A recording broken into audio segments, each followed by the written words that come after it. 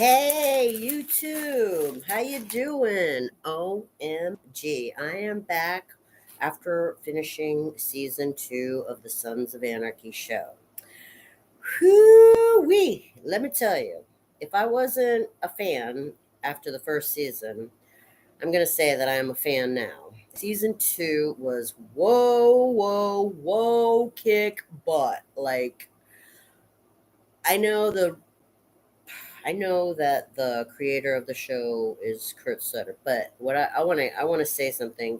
If he was the one writing this story, then I mean, wow. I have to say, amazing work. In season 2, the plot line of season 2 is just so dramatic and so edge of your seat stuff that I am super impressed. And now I will get into it. So, if you have seen season 2 and you just want to see what another person thinks, you're going to like this. If you haven't seen Sons of Anarchy, any of the seasons, and you don't want full spoilers and analysis and opinions, then don't watch this because that's what I like to do. Okay, so here we go. Season 2. Wow. All right, so the beginning of the season starts with a very horrific event. A very horrific event. So, as viewers, we're coming into season 2 going, like, whoa, we're still sort of like kind of, off balance from the whole Donna thing. Okay. And right as season 2 begins, these people that are these like sort of Nazi racist followers of Zobel um, attack Gemma and rape her. Yeah, it was horrific. Horrific. And so that's the beginning of season 2. Um, there, she doesn't, because the club is under so much excuse me, just trying to get the lighting here a little bit so that the light's not shining directly at my face. Okay. Um, okay, so Gemma doesn't want to tell Clay or Jax because they're under so much stress and pressure from all of the anarchy that's going on. They got the stress of the other gangs, the Niners and the Mayans. You got the stress of the feds. You've got the stress of the town and the club, the legal people, and just they plus they're still trying to figure out how they're going to make money because of all the stuff that's happened. They don't, some of their deals are falling through, and so it's really rough on them. And then, okay, so we start off with that, and Gemma knows all this is going on, and she gets raped, and she's in shock, and she's all messed up physically, mentally, emotionally. She's all messed up, but her strength is that she decides that it's not the best time to tell them because it'll just cause a retaliation effect that she was worried would hurt them more than help them. So she just makes Unser, who found her and saved her, Unser, and she makes him promise not to tell anybody, and also because of Tara being at the hospital, Tara knows about it too, so she made both of them promise not to say anything. So they agree not to say anything because Tara does promise, even though she's trying to have an honest relationship with Jax because she respects Gemma and she really feels bad about what happened, and she just agrees with Gemma that maybe it's best to just keep it a private thing until Gemma's ready. And anyway, so that's what happens. Now, we also get to see some stuff that's going on with the deputy David Hale. We see that his character is going through a lot too, because he's got a lot of pressure on him because it's not just because of the way Unser is, but because everybody is wondering what Hale's going to do. What are you going to do? What are you going to do? And and I just felt like he had a lot of pressure on him in that job, and because he really does want to be the good guy. He really does. He wants to be the good guy, and I think you could see the pressure of him feeling like most of the time he felt like he was caught between a rock and a hard spot, and I felt compassion for his character. Um, we got to see some new stuff from Tara. Wow, Tara's character really started shining a lot in season two. At first, you know, there's these porn star girls around because of a Kara business that's going on, and they're all like la la la la la about Jax because he's a cutie pie, and Tara's kind of like feeling jealous or worried or whatever, and they're challenging her, but she's not like Gemma in the fact that Gemma will just go punch someone in the face. Tara's not like that. She's a doctor and she's just not really that way. But she had a great moment because I thought it was really cool. Like Tara and Jax start like getting it on. I guess they were in the bathroom or something at Cara Cara, and one of the girls that was like really like trying to, you know, I don't know, just be challenging towards Tara, sees them like totally getting it on in the bathroom, and Tara's like saw her that she saw them, and she was you could see that Tara was like ha ha ha, eh. It was funny. That was a funny scene. Um, Now there was some stuff regarding Luann, and this leads to another really like shocking and horrible event. Now Luann was like sort of like the madam of these porn stars until SOA started taking over it and Jax was sort of running it. And Luann um, is the wife of Otto, who is in jail. When I was confused about that in season one, the reason that Otto doesn't go to the meetings is because he's in jail. Okay, but his wife is Luann, and Luann is a businesswoman who she's a madam basically. She runs a sex thing, and she's good. I mean, she saved a lot of money, and she's a good businesswoman. But when SOA takes over, Luann starts getting a lot of shit on her, a lot of shit. And There was a whole bunch of people trying, I don't know how to put it, but basically in season one, Luann had lent them some money, lent SOA some money because of legal problems that they were having, and not just legal problems, but business problems that they were having. So she lent them a lot of money, and I didn't think it was really right the way they did her, because when they took over Cara or whatever, not only was this other like pimpish guy all pissed off and causing a lot of havoc and grief for them, but um, Jax didn't make a great deal for Luann. I mean, he was kind of like, well, you have our protection, so we don't owe you the money anymore. It wasn't a very good deal because she didn't really even ask for their protection. Not really. She was not really. I mean, she wanted them to have an alliance, I think, but she didn't really want her business taken over and her money just gone. So that wasn't so fair, I thought. And then the girls were still going through a lot of crap, even though they were supposed to be protecting these girls. Some of the girls got busted, some of the girls got hurt. I mean, there was still their protection wasn't that great for Cara for Luann's girls. Um, anyway, so I'll get into that goes really sour. Um, but in the meantime, we find out that Otto, who is in jail, gets jumped by it was a retaliation for other stuff, and it was a torturous scene. It was a shocking scene. It was horrible.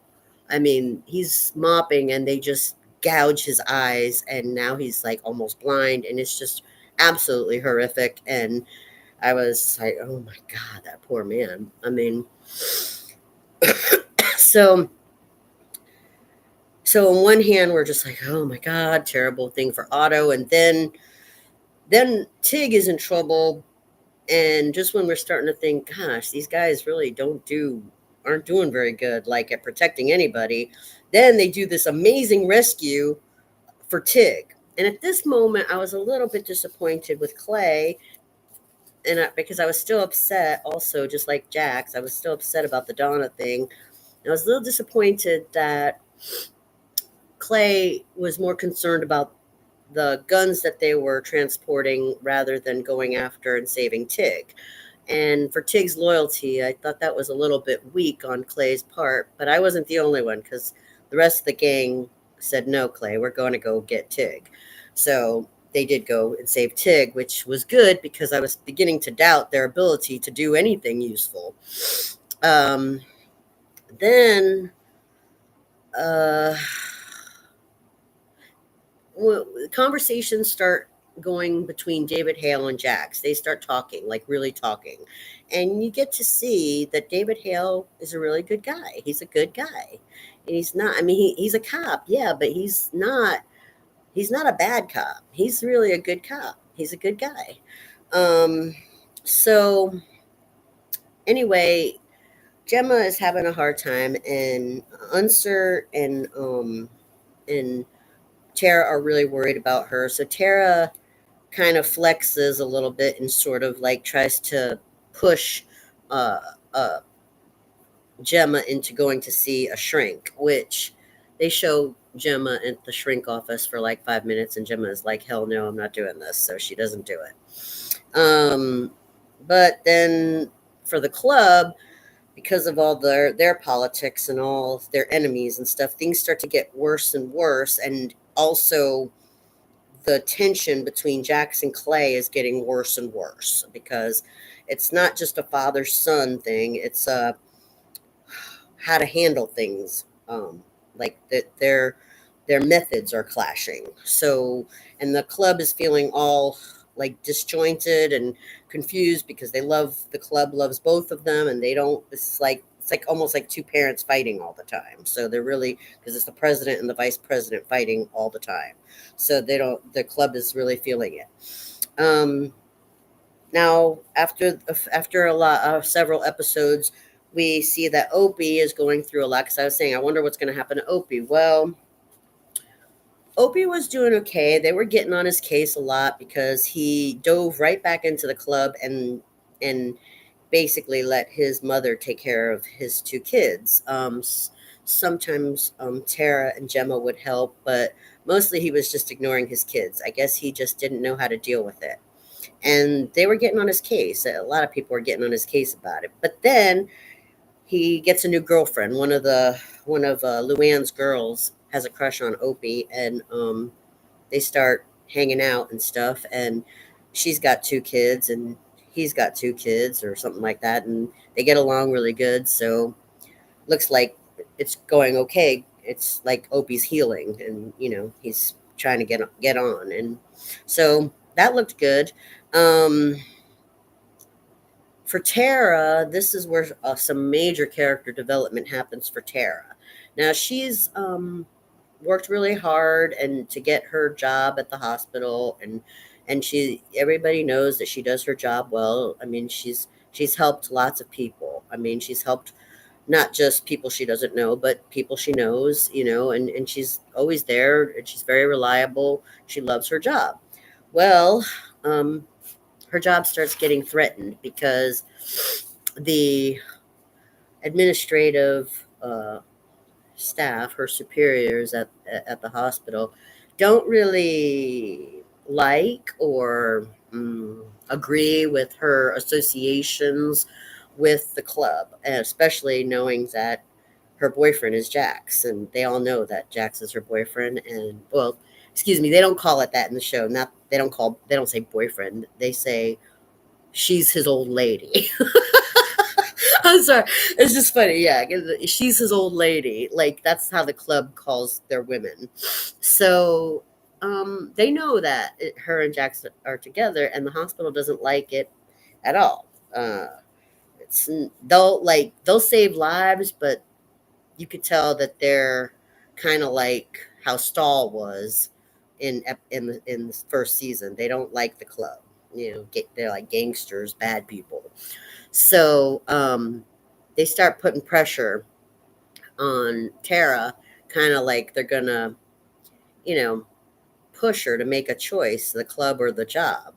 And then Gemma even makes it worse because Gemma says something to her boss, to Tara's boss, which makes it even worse. And then the boss puts even more pressure on Tara, and so Tara's going through it at work really hard. It's like she knows, like she's got to choose between her job and Jack's, and it's like really messed up. It's really messed up.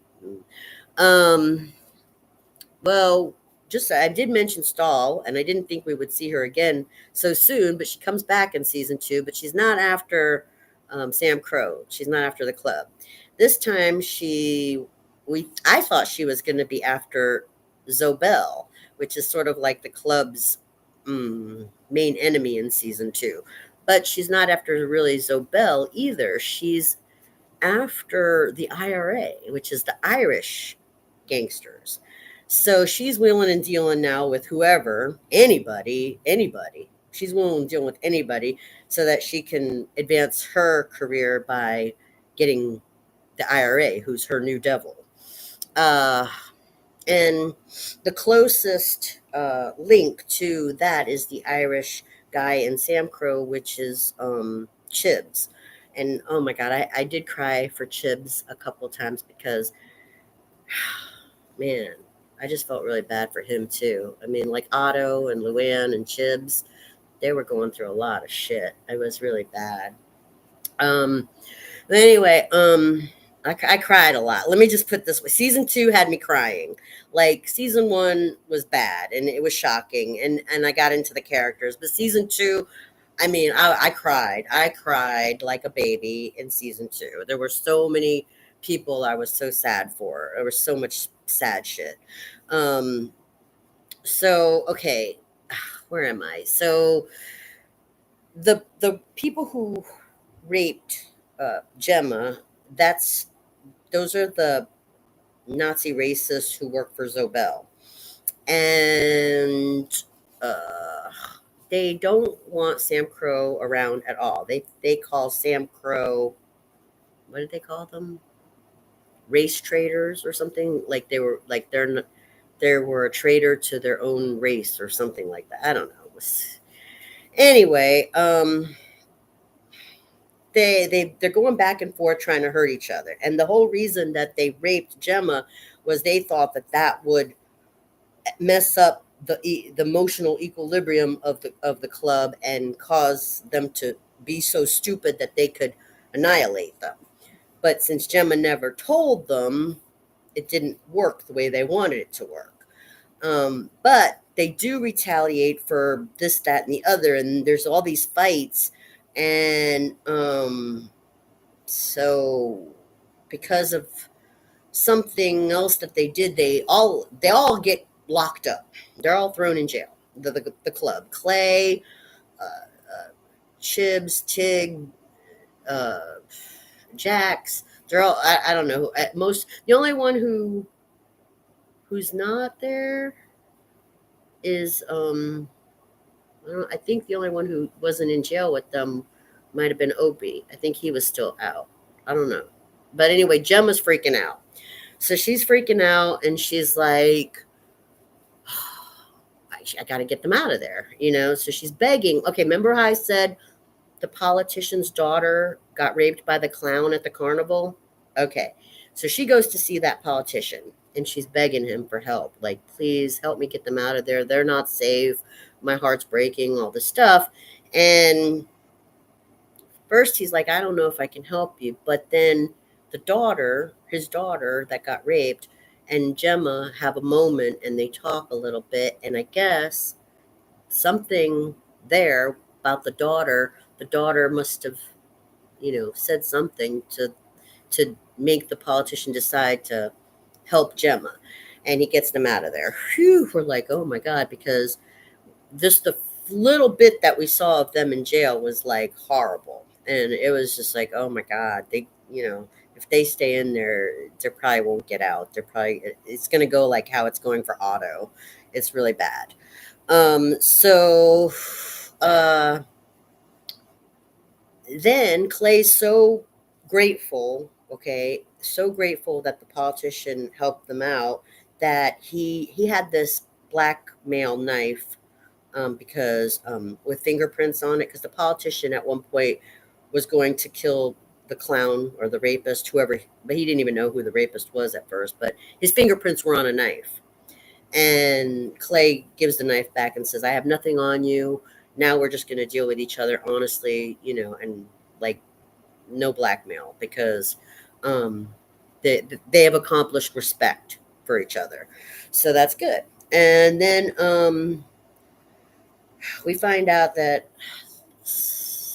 the Luann's, or Jackson Luann's Karakara, the porn warehouse, got blown up, or somebody blew it up. That there's fire. There was a fire, and it's all gone. And Jax, because of all the fighting and arguing that him and Clay have been doing, Jax thinks that Clay did that. And it's not Clay, but that's what Jax thinks at first. And then we find out the real tragic part, which is so horrible. So effing fucking horrible. Luann got murdered. They just killed her and threw her body on the side of the road. And it was horrible because Jax, I think it was, yeah, it was Jax. Jax goes to tell Otto. And I can't even freaking imagine being Jax in that position to have to go tell Otto in jail that happened to his wife.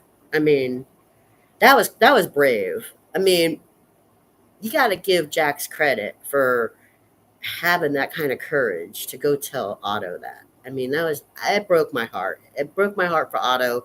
It broke my heart for Jax. It was so freaking tragic. I want to cry just thinking about it. It was terrible. And, God, it was just terrible. And then, okay, let me move on.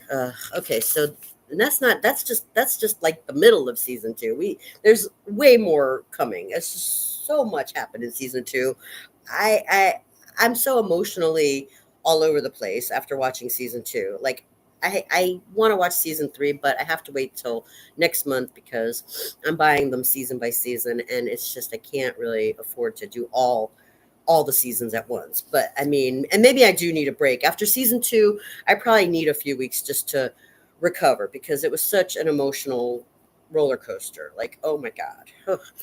All right. So, anyway, the whole Jax and Clay fighting thing is going on. They had a big fight too while they were in jail. They like beat the shit out of each other. And everyone was saying, just let them beat the shit out of each other. They need to get it out of their system. Okay. And they did. They beat the shit out of each other. So, but that still didn't really resolve it. It didn't, because there was still this like underlying animosity, and it all has to do. First, it had to do with the Donna death, and now we have Luann's death, which Clay is doing the same thing to Jax that Jax did to Clay. Clay is saying that Luann's death is Jax's fault.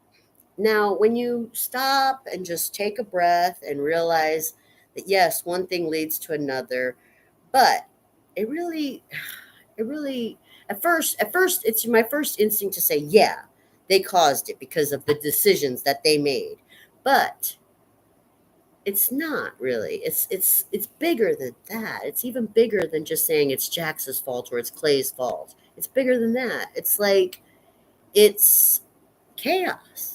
It's anarchy. It's chaos and anarchy. That's who's really responsible for it because there's so much stuff that influenced this and influenced that. And this is the way this, and you're doing the best you can, the best you can. And then boom, something bad happens and it breaks your heart. And you're just like, oh my God. And of course, it's our instinct, it's our normal reaction to want to blame somebody. Because why? Because they made a decision to wear a blue shirt. That you know what I'm saying? It's that kind of weirdness. All right. Anyway, so it's so bad that between Jax and Clay that Jax decides he's going to go nomad, which means he's going to be leaving Charming and just go off to other states where and be like sort of like part of different different uh, pieces of the club, not really a vice president of the club anymore, and just like a almost like a wanderer, but kind of still connected, but not really involved. Um, and Gemma freaks out when she finds out this because she just thinks it's a horrible thing and that she doesn't want to lose her son and she thinks that Jax will just end up dead and she's just really worried. So finally Gemma says, "No, I'm going to tell you now." Now she's decided she's going to tell them what happened at the beginning. And she sits down with Clay and Jax and she tells them what happened to her. And now it's like just because she finally confessed what happened, they have their common enemy again because they both love Gemma and they are horrified that that happened under their watch. Under their watch. It happened under their watch. They're both responsible for that because not because they did that to her, but because it happened under both of their watches. Neither her husband or her son was able to protect her from the evil villain who raped her. So now they have a common enemy again, and it heals all their fighting that they had been doing. Okay, which is good because I'm like, thank God she told them because it was the only thing that was going to fix the strife that was going on between Jax and Clay. Okay, so then yeah, this is weird. And I don't know if this is foreshadowing or if this is going to cause some crazy shit later on, but I don't even know how to talk about this. Then Tig and Gemma have a thing. It's like this really quick moment where they just and I'm a psych patient, so I know what this is about. I understood it. But only crazy people or victims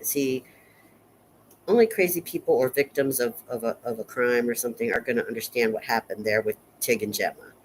It was like something out of the Deer Hunter movie. It's just everybody else is going to be like, "Oh my God, what's wrong with them? They're such betrayers." They're not.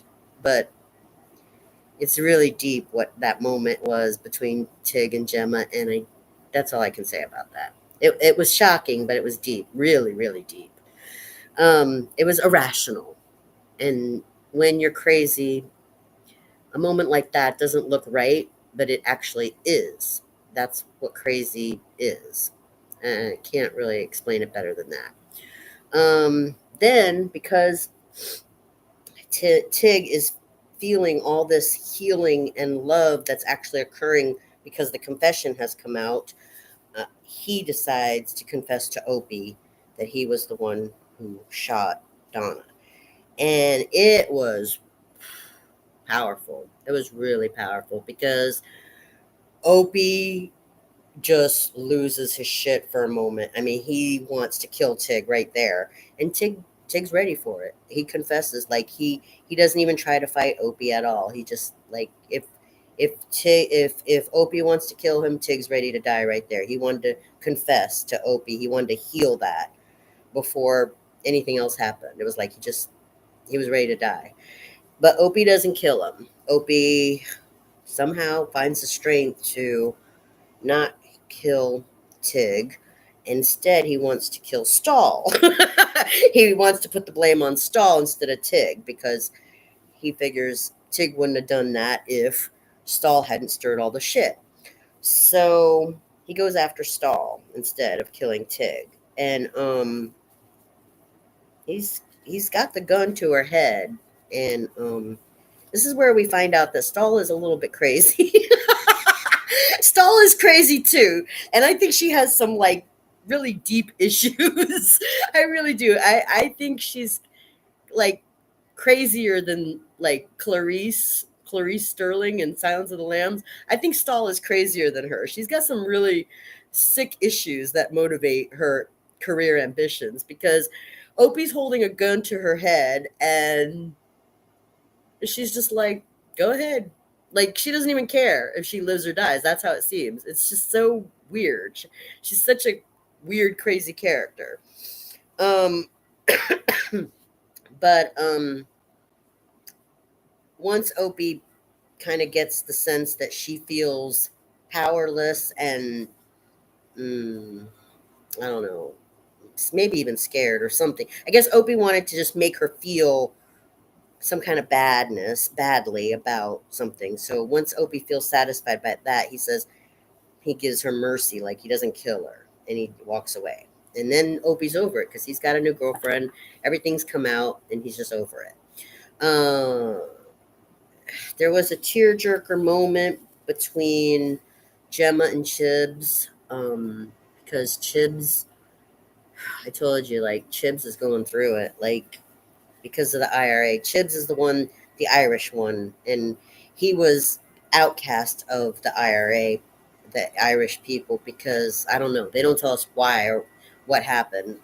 But anyway, he has a ex-wife and a daughter that he still loves very much, and they're using that to fuck with him. But it's just Chibs was going through a lot, and so there's a moment where he's just kind of like he just breaks down and cries, and Gemma's there hugging him, and it's a really tender moment. It made me cry. Um, let's see. Oh yeah. Um, when Chib's trying to tell the club about a bunch of stuff that's going on with the IRA and what Chibs has been facing, Piney, who's still not over the Donna thing, comes in and tries to sort of shoot at everybody at the club. And Clay was about to kill him. It's so crazy. Clay was about to kill him, but the other guys are like, well, let's calm down. And then Opie just basically, calms it down and says, please let it go, forgive him. He's losing his mind. He's going crazy, and that was crazy. It was like, oh my God. So um okay, then we go back to Tara's problem at the hospital, her job and stuff, and the administrator, the boss lady, who's really been making it difficult for Tara and causing Tara grief about her job. She tries to push a few more buttons on Tara, and Tara just decides right there and then. She just basically puts that lady in her place, calls it like it is. I mean, and the lady was like, "Oh well, now we're seeing your true colors," because Tara like did not hold it back. She didn't hold her tongue. She basically told her exactly what she thought of that woman, and then the lady was like, well, that's it, blah, blah, blah, still threatening her and about to act like she was going to fire her. And Tara just says, oh, yeah. And she basically beats the shit out of her. It was so funny. I mean, I'm sorry. I shouldn't laugh. It's not nice to beat somebody up, but that lady was so mean and horrible to Tara. I mean, Tara was under so much stress already, and it was so funny because you never see meek little Tara just kick somebody's ass. And it was so funny. I was cracking up. I'm like, go Tara. I mean, I would have wanted to do it. I would have wanted to. Yeah, that lady was annoying as hell. She was so mean. And I mean, oh my God, it was so funny. And then the greatest part about it was that Tara was like, and if you do anything about this or mess with me ever again, the club will retaliate, So she uses the power of her old lady status to get away with punching that lady in the face. It was hilarious. It was really funny. I mean, I didn't expect that from Tara at all. But meek little Tara just comes out like it was like from little lamb to the lion. Tara said, "Bam!" It was so funny. Totally unexpected. um, okay, then it. Okay, now we're going towards the end where it gets really, really, really, really intense. Okay, so there's a big rumble between uh, Weston, who was the right hand guy of Zobel, and Jackson and the gang, the Sam Crow. Okay, because after the confession, they know exactly who did the raping and how it all happened. They know, so they're after Weston, and Weston, uh, he's going through this weird thing too because he just found out that Zobel isn't who he thought he was. He thought he was some like white supremacist Nazi kind of guy, and come to find out, Zobel is an FBI informant.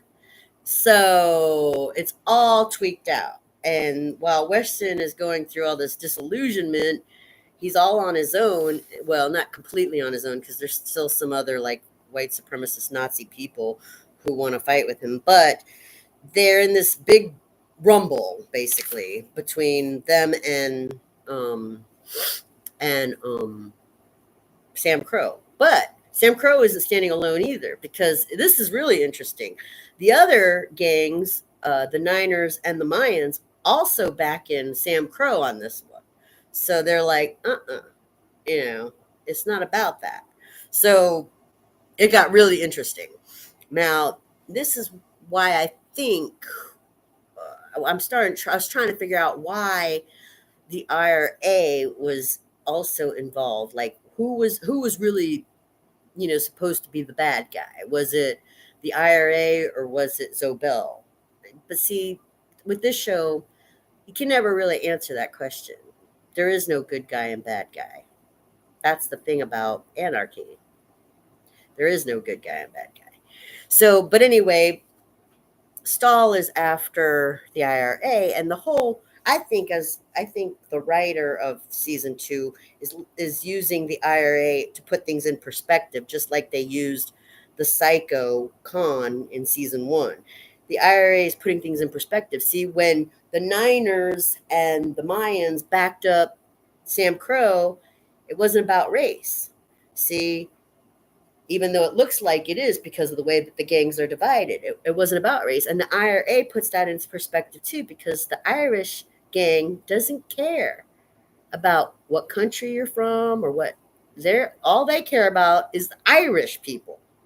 They don't care if you're white, black, Spanish. No, if you're not Irish, get the hell out of their face. That's how the IRA is. See, so that was about nationalism. Whew, that was deep. That was deep. Okay. Uh, then they're about to get Zobel, the gang, the club is about to get Zobel. They've got him cornered until the cops are there too. Even Unser and David Hale, they're all there. Like, and they're about to get Zobel, but Zobel escapes and he saves the blonde daughter too because they're trying to get her too. They he plays a pretty smart card. He says, "I've got illegal drugs here. You got to arrest me right now." So he gets the police to take him out of the situation where they were going to get him. And then you start wondering. I started wondering like about the blonde girl. Is she a pawn? Was she just doing what she was told, and she's just a young naive girl who doesn't know anything? No, my question was about that was answered later on, but I was kind of on the fence about her. Like, she was an accomplice to the rape, but she didn't actually do the raping. So I was kind of trying to be merciful about it, in my mind of justice. And like I said, violence begets violence. It's just it doesn't end. Um, anyway, now going back, Stahl's still doing her stuff, and she had the blonde girl's boyfriend. eh, I don't know, wheeling and dealing with him. So anyway, she shot him, killed him. Stahl did, right? And this, I know I'm not explaining things very well, but it's kind of confusing. But uh, Gemma followed the blonde girl, and this is where Tara's like, don't do it," because she knows that Gemma wants to go get her vengeance on the blonde girl, and Tara was begging her not to do it, but Gemma couldn't stop herself. She said, "Just go home, take the baby home, go home," and Gemma goes after the blonde girl. Um, well, Stahl's in there with the dead boy, the dead guy, the boyfriend, the blonde girl's boyfriend. He's dead because Stahl's hiding when the blonde girl comes in, and then Gemma follows. So at first I'm like, oh my god, Gemma. I'm kind of like on with Tara on this, like, she does deserve at least an kicking, but I mean, does she really need to die? Is she really that bad? But she pulls a gun on Gemma, and Gemma shoots her and kills her, and that answered that question.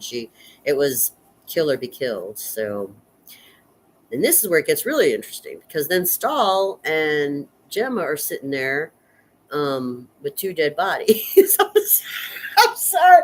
This is terrible. I shouldn't laugh. It's just high drama. It's such high drama. I have to laugh. It's nervous laughter, okay? It's nervous laughter. It's just like, I'm like, oh my God. So then Stahl and Gemma are sitting there, and Gemma has a great line. It was a great line. She goes, what was the line? She said, "Bloody day for both of us." I'm sorry. It was just really like so shocking, and but so funny too. I mean, in a sick way. I'm sorry. I must have a really dark sense of humor. It was just, I mean, Gemma just looks at Stahl and goes, "Bloody day for both of us." I'm sorry. That's just terrible. That's terrible. I shouldn't laugh, but it was funny for some reason. Anyway, Stahl kind of takes control of the situation real quick. She said she gives Gemma an opportunity to leave the scene, but she also has Gemma pick up the gun that Stahl killed the guy with. So because Stahl wants to basically blame both of those deaths on Gemma, even though it was one on Stahl and one on Gemma. They weren't both on Gemma, but that's how Stahl wants to say it. So, anyway, Gemma leaves, and she actually gives Stahl a compliment. She goes, "Huh, you're very smart," like that, and she leaves. Um, and then Gemma calls Unser, and I didn't know what this meant, because Unser says, "Where are you? What's going on?" Unser really, really cares, really loves Gemma. You can tell Unser really cares about Gemma. And she just says something. She's sitting on some kind of bench, and she goes, "On the lam." And I'm sitting there like, what does that mean? I don't know, understand this lingo. Like, what does that mean? Like that she's framed or something, or that she's ready, that she did something, that she's going to jail. What does it mean? Like, you could tell Unser knew what it means, but I don't know what it means. So, okay, now here's the end of season 2, where it just ends like, bum, bum, bum. Oh my God, I'm crying. Okay, so Half Sack is at the house with Abel and Tara, and Jax is with Sam Crow, like somewhere else. I don't, I don't know. I don't know. I can't remember where they were, what they were doing. But okay, basically, there's this guy named Cameron, and I guess he was with the IRA people. I think I'm a little confused about it, but his son got killed. So he goes to Tara's place wanting to get vengeance. Somebody's going to die. First, he was going to take out Half Sack, but Half Sack's really nobody's son. So he wasn't really that interested in taking out Half Sack. Then he was going to take out Tara, but then it was like he wasn't really sure about taking out Tara. Then he saw the baby, Abel. Oh my God. And we're just like, no. You can see Tara and Half Sack are freaking out. He goes towards Abel, and he's like, oh my. And we're just like freaking out. Like, what is he going to do to the poor baby? And Half Sack just goes nuts and saves Abel before he can hurt the baby. Then, but in the meantime, the guy shoots Half Sack, and I think Half Sack died. I think he died.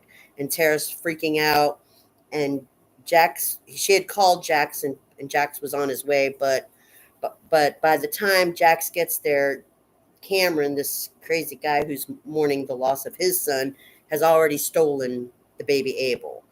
And Tara's crying, and Jax is freaking out, and they go trying to find him. And the last scene is basically they Cameron takes off in some boat or something, and Jax just crumbles. They took my son, and he just crumbles to the ground. And yeah, if you're not crying at that point, then I don't know. I don't know what to tell you. It got me crying. I was like, oh my God, this is terrible. I mean, it's like 1 minute I'm laughing that Tara actually punched somebody in the face, and then the next minute I'm crying because they just stole a baby.